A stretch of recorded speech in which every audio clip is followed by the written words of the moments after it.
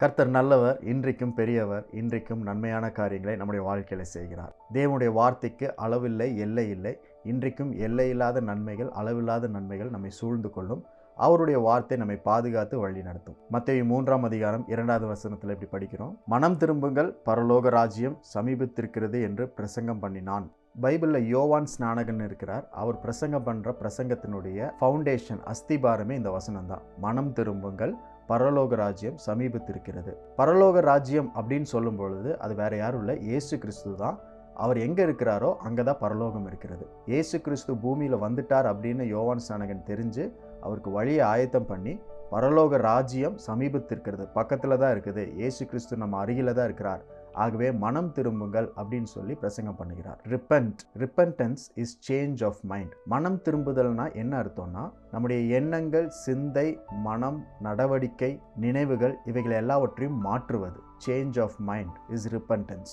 தேவன் மன்னிப்பை அருளுகிறவர், மனிதன் மனம் திரும்ப வேண்டும். தேவனுடைய பக்கத்திலிருந்து அவர் செய்கிற காரியம் என்னன்னா, மன்னிப்பை தருகிறார், மன்னிப்பை அருளுகிறார். மனிதர்களாக இருக்கிற நாம் என்ன செய்ய வேண்டும் என்றால், மனம் திரும்ப வேண்டும்.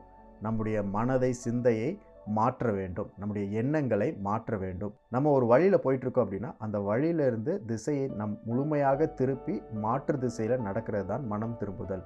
ஆகவே நம்முடைய மனம் திருப்பப்பட வேண்டும். உதாரணத்துக்கு சொல்லணும்னா, பொறாமை என்ற மனம் திருப்பப்பட வேண்டும், கோபம் என்ற மனம் திருப்பப்பட வேண்டும், எரிச்சல் என்ற மனம் திருப்பப்பட வேண்டும், மாற்ற வேண்டும், பொய் சொல்லுதல் என்ற மனம் திருப்பப்பட வேண்டும். அதற்கு ஒரு மாற்றம் தேவை. Repentance is not an one day act or once in a lifetime act. Repentance is a lifestyle. மனம் திரும்புதல் என்பது ஒரு வாழ்க்கை முறை.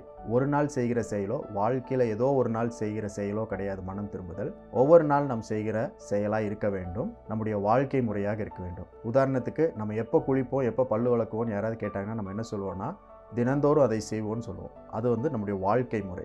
அப்படி மனம் திரும்புதல் நம்முடைய வாழ்க்கை முறையாக இருக்க வேண்டும். அனுதின வாழ்க்கை முறை மனம் திரும்புதல். கிறிஸ்தவ வாழ்க்கை முறை மனம் திரும்புதல். பரலோக ராஜ்யத்தின் நன்மைகளும் ஆசீர்வாதங்களும் நமக்கு சமீபமாக இருக்கிறது, நமக்கு அருகில் இருக்கிறது, பக்கத்தில் இருக்குது. எப்போ அவைகளெல்லாம் நம்மை சேரும், நம்மை அடையும் அப்படின்னு பார்த்தீங்கன்னா, நாம் எப்பொழுதெல்லாம் மனம் திரும்புகிறோமோ அப்போல்லாம் பரலோக ராஜ்யத்தினுடைய நன்மைகள் நம்மை சேர்ந்து அடையும். பரலோக ராஜ்யத்தின் நன்மைகள் நமக்கு சமீபமாக இருக்கிறது. மனம் திரும்புதல் அதை நமக்கு சொந்தமாக்கும். சமீபமாக இருக்கிறதை சொந்தமாக்க வேண்டும். அதற்கு மனம் திரும்புதல் அவசியம்.